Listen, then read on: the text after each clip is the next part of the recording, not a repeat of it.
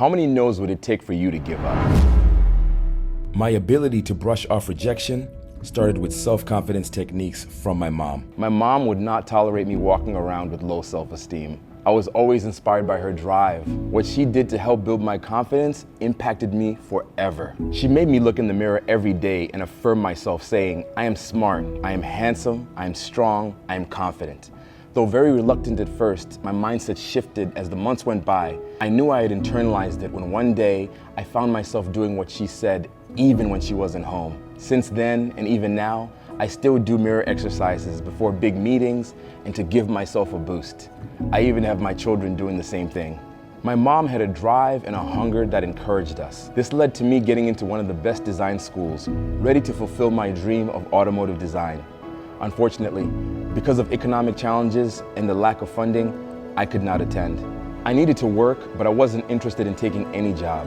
Though I couldn't attend design school, I taught myself to code and worked hard to get into fields where I had skills and that I was passionate about. In many instances, I knew there was no way I'd be considered for a specific job without having a degree. So I would pay attention to what was going on in the organization, where there was a problem that needed a solution. I'd offer help, provide feedback, basically anything that I felt people in those departments missed. This helped to get the attention and interviews when the opportunity was presented. I worked with media and tech entities Comcast and Affectiva, effectively pioneering the video email marketing process at Cisco WebEx before starting my first company.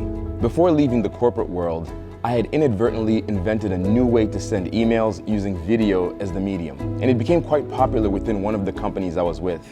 I even discovered other companies in the space had adopted this method. When I decided to leave the company, I wanted to take or even partner with them to see what it could become. Though they did not accept my offer, I learned that ideas you make when working for large companies generally are not yours. It was a good learning moment for me about ownership and equity.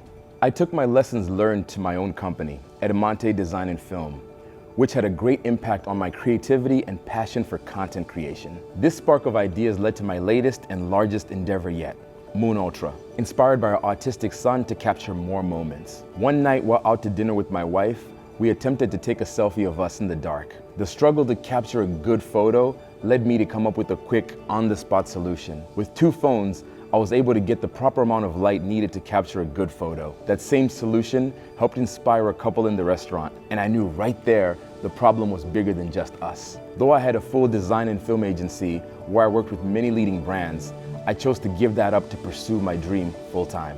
I remember the exact moment I was sitting in one of my largest clients' offices, and on their computer, I was working on a project for them, and on my laptop, I was working on Moon. At that time, I realized I couldn't do both. I would have to choose one path and give it my all. I believed in where I knew Moon could go and had to take a leap. We had a bit of savings, but that would soon run out, and I convinced my wife to let it all go. Everything.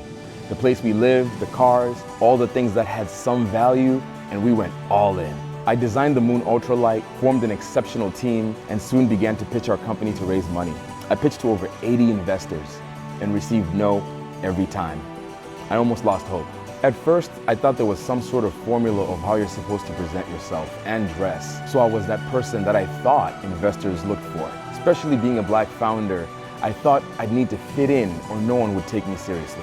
The day I met one of our first investors, I was dressed the most casually I had been in a while. And I was 100% myself. I didn't even go meet them to pitch our company. But as we started to speak, he wanted to hear more about Moon Ultra. I ended up pitching and he said yes. After that, I decided I was going to go on this journey as my most authentic self.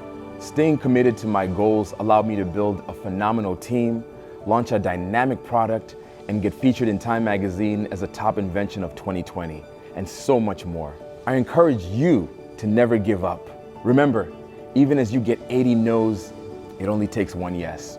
Join me October 5th for my Vault 365 live training experience on how to successfully pitch your idea.